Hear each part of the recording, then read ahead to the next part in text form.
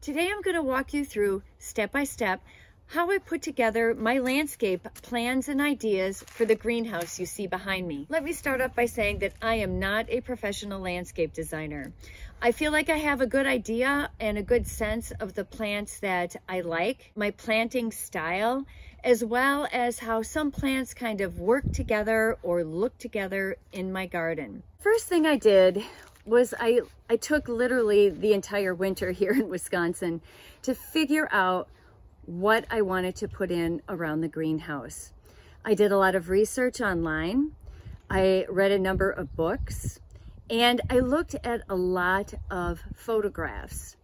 And, you know, I do know that I am a mass planter, so I maybe for an area will pick 6 or 7 different types of plants and grasses, and I will plant them in masses, and then I will repeat that.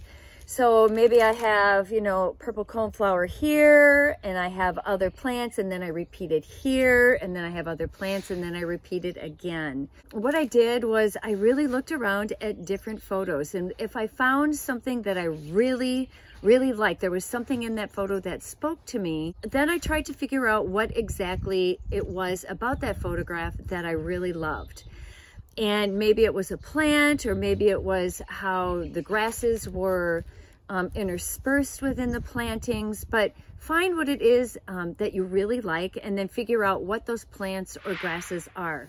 All right, so the first thing I did was I got my husband out here with a tape measure and we measured all of the beds in front of the greenhouse, and I separated the beds. So, you know, the bed on top to the south of the greenhouse, the bed to the right of the walkway, the bed in the center of the walkway, and the bed to the left of the walkway. And I measured those out separately so that I could get square footage, because that's going to help me determine how many plants, or it's going to help me estimate how many plants I need. This is the hard piece of plastic that I was talking about. It has lines on it. It's like graph paper, but it's a hard piece of plastic. It's sticky, so I can put my tracing paper on top of it, and then I can use that for spacing. What I do is I really just drew out the base of my greenhouse with the front stoop, my walkway, and then the brick that comes here to the front and goes around to the side. And I actually have 2 of these. So this is going to be what I'm going to utilize really for the front. And then I have another one that I will utilize from here back on the south side of the greenhouse. Then what I do for each of the plants that I know I want to use, I create a symbol. So for example, for autumn moorgrass, I have a triangle. For my Karl Forester grass, I use a triangle with 4 lines in it. With my Allium Summer Beauty, I have 3 lines with 3 little balls on top. I create something different for each of the plants that I'm going to be using, so that when I lay this out, I know kind of exactly what goes where. I start landscaping, for example, back here in this corner, I have these 4 lines. I know that this is my salvia and that this is where my salvia goes. I also know that I repeat my salvia right in through here. And the next thing I have is some of my autumn moorgrass, and I know that I have it here, here, and through here. This is just an easy way for me to lay this out. Now, when the time comes and I actually have my plants here, this may change slightly, but at least it gives me an idea where my plants are going to go. The next thing that I did was I took my measurements. Sorry, it's a little windy out here. And tried to figure out if I was going to plant everything at 15-inch centers, about how many plants would I need for each area. So you can see I have 8 feet here. This is about 32 feet long. And there are different calculators you can actually find online so that you can kind of figure out about how many plants that you would need. So for example, up here, I know that in this area, I'm going to need about 75 plants. I also am putting a tree here and 3 bobo hydrangeas right here. That does not count in my 75.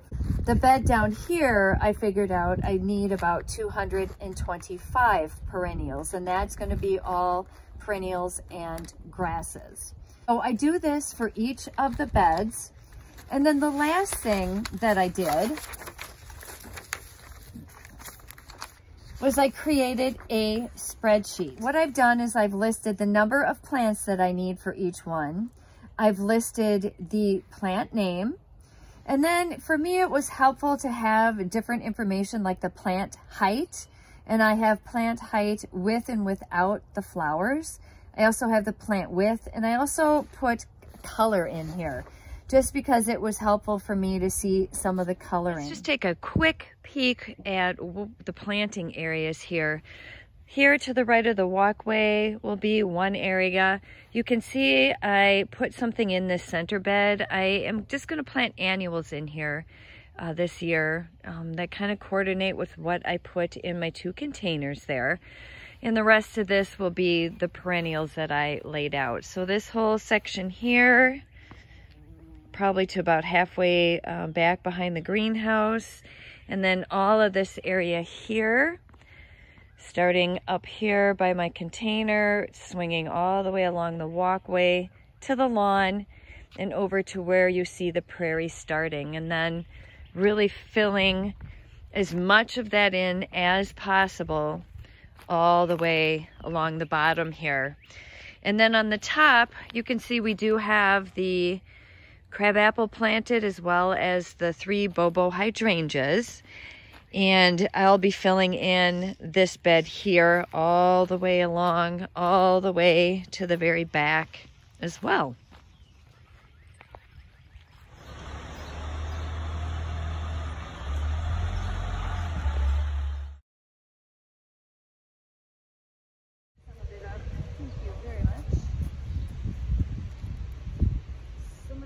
Here and back there, and then I think I even have some on the other side. These are big plants. These are nice.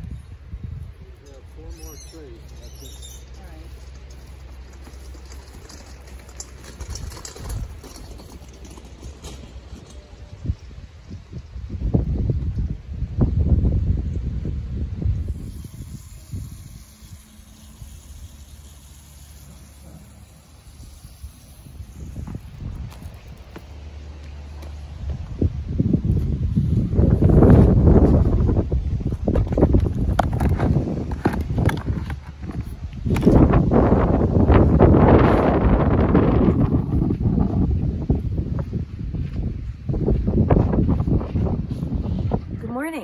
Today is day 2 of planting. Yesterday afternoon, we got our shipment in of about 500 perennials, and we were able to plant about 140 of them, watered and mulched them.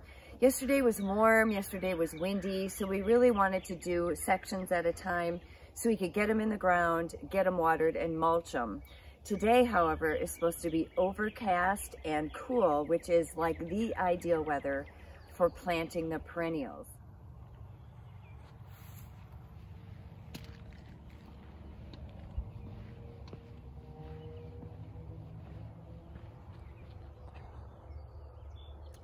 So I'm gonna get started laying this next area out.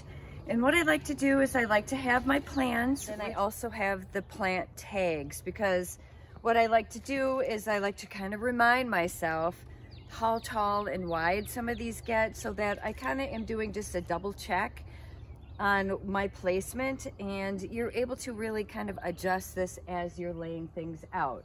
I'm going to continue with this, and then once I get all of this in, we are going to go through and take a look at everything that I've planted. I will give you all the plant names. I will give you pictures of the tags. We'll go through everything at the very end of the video when we do a final walkthrough.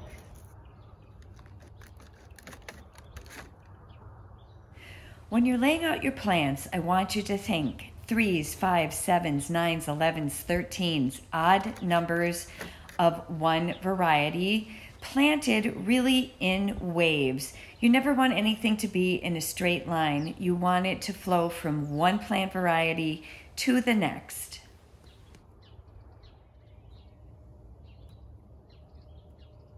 You'll also notice that I am laying these out about 10 to 12 inches apart. I want them to eventually grow a little bit together to keep out weeds.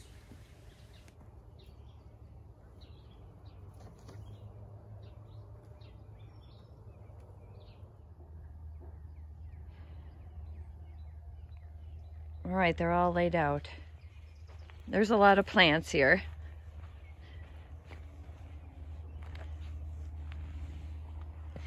And now we have to plant them.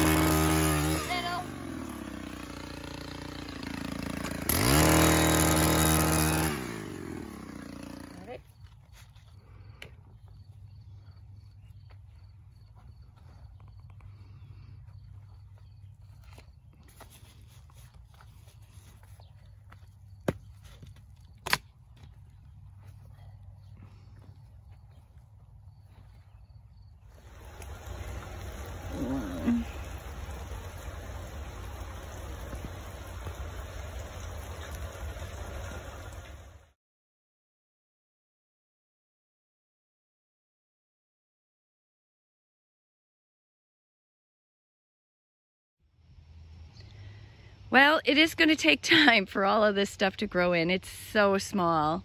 You can see my garden here in the center, my annuals. I'm going to do something different in there every year just for constant color all summer long. This is kind of a butterfly kind of garden this year. But the rest of this is going to probably take at least a year or two to really fill in.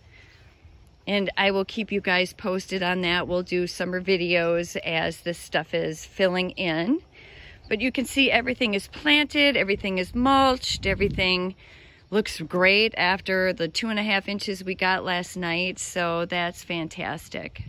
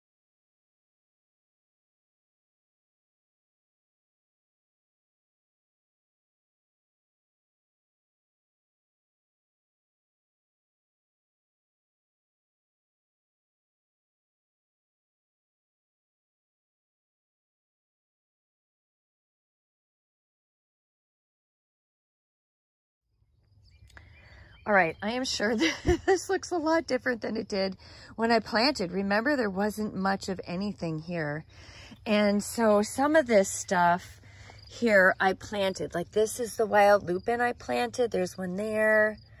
There's one there. This is one of the beard tongues. Anywhere there's a stake or a tag. This is, look at this. Oh, I forgot what this is. I'll put it up on the screen, but look at how big those are. Those are doing really well. And I have a couple of those. You can see these two over here, the same thing. This big tall thing is my Maximilian sunflower. And he is gonna fill in and he gets super tall and he's gonna be gorgeous. He'll probably like arch over. Here's another beard tongue. Look at it. Look at, it's gonna bloom. It's so awesome. But look at that little tiny guy. Purple prairie clover. Whew, he little. Well, that's it for this video. Next up, I'll be sharing how we're going to utilize the space inside the greenhouse and some of the cool features that you'll find inside. If you don't want to miss any of my videos, be sure to hit the subscribe button and you'll be notified when I post my next video. Thank you so much for watching, and we'll see you guys in the next video.